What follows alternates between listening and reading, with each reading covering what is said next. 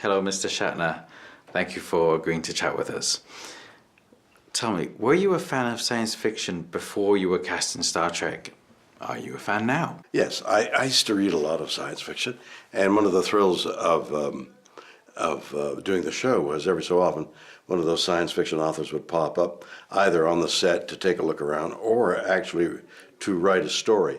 Many of them, I can't even think of an exception, didn't write the screenplay because that's a specialized thing, but they might have come up with an idea that worked for us. Isaac Asimov comes to mind immediately. You've got a line.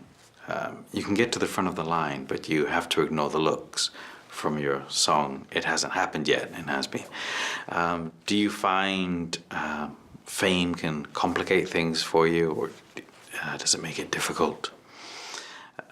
Has Been is an amazing album. It's great. Is there going to be a follow-up? I'm so glad you found that one.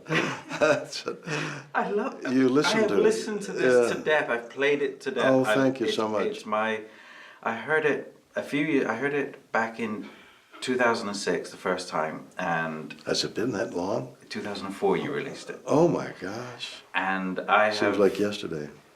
I have played it to death. And I've introduced it to a million friends. See, now that's a great compliment, because that's a work of love and art and focus and concentration and creation.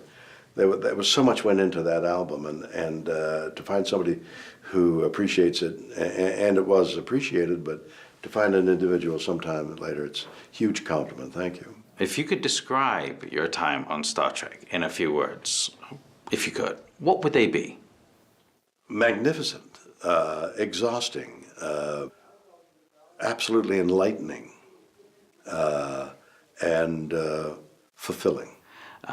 What's coming up next? Is there anything in the pipeline? Yes, I've got documentaries that I'm directing.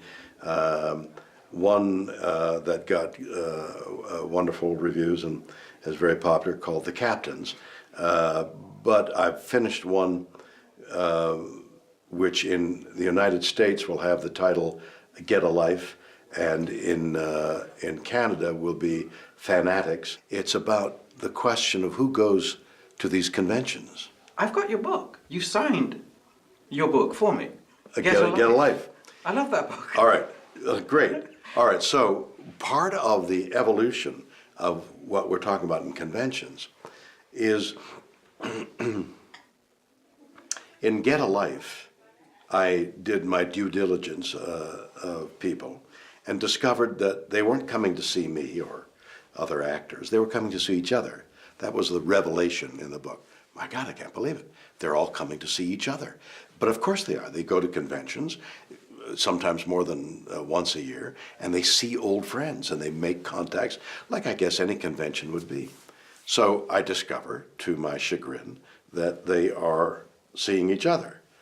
But in the documentary, I discover a far deeper truth as to why they're coming. And that makes that documentary mind-boggling.